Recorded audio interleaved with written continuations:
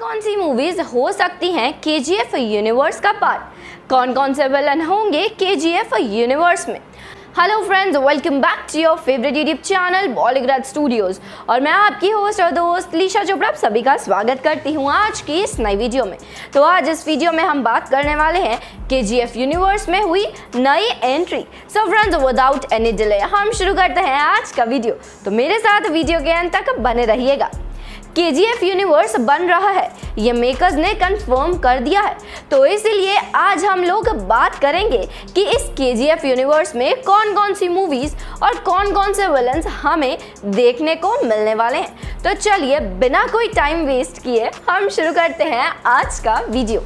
तो बात करूं केजीएफ यूनिवर्स की मूवीज की, तो शुरुआत होती है केजीएफ चैप्टर 1 से, जहां हमें मेन हीरो में हमें रॉकी भाई दिखते हैं और मेन विलन में गरुड़ा। और मुझे गरुड़ा के लिए बहुत ही बुरा लगता है क्योंकि वो बेचारा रॉकी को बिना देखे ही मर गया।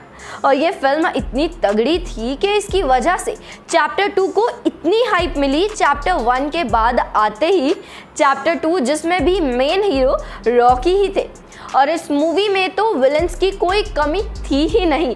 मतलब अधीरा, रमिका सेन, गुरु पांडियन, इनायत खलील और शेट्टी, जिसमें से सिर्फ रमिका सेन और इनायत खलील ही जिंदा बचे हैं।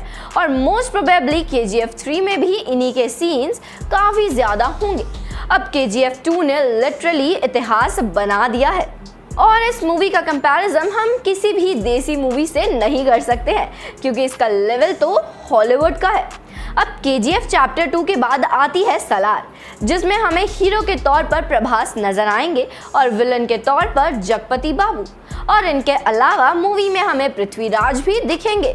तो ये कह सकते हैं कि अभी तक फैंस को जो भी थ्योरी जो फैंस सोच रहे हैं केजीएफ चैप्टर 3 को लेकर, वो अब धीरे धीरे सच होती हमें दिखाई दे रही है।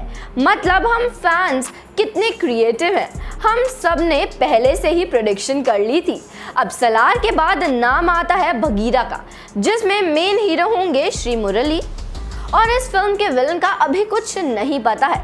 अब यहीं से समझने वाली बात यह है कि श्री मुरली का बगीरा का कैरेक्टर हीरो का होगा, लेकिन केजीएफ चैप्टर 3 में वो विलन होंगे क्योंकि बगीरा मूवी में हमें बगीरा का इंट्रोडक्शन दिखाया था कि वो कितने अच्छे हैं या कितने बुरे पुलिस ऑफिसर हैं। हालांकि वो पुलिस ऑफिसर हैं, इसका मतलब वो रॉकी भाई के दुश्मन ही हुए क्योंकि रॉकी और पुलिस का 36 का आंकड़ा है और इसीलिए हम फैंस के लिए ये तो बुरे ही होंगे। अब यहाँ तक कि मूवीज़ के बारे में ये भी सही है और ये भी पता चला है कि असली खेल शुरू होता है अब। बगीरा के बाद जिस मूवी का नाम आता है वो नाम है रिचर्ड एंथनी। जिसने इस मूवी का अनाउंसमेंट टीजर देखा है वो जानता है कि ऐसा हो सकता है कि कहीं ना कहीं ये मूवी भी केजीएफ से जुड़ सकती है। और अगर ऐसा होता है तो इस मूवी से हमें रॉकी के जिंदा होने या ना होने का कोई सबूत मिल जाएगा। लेकिन ये अभी कंफर्म नहीं है कि ये मूवी केजीएफ से जुड़ेगी या नहीं क्योंकि इससे रिलेटेड अभी कोई भी न्यूज़ बाहर नहीं आई है।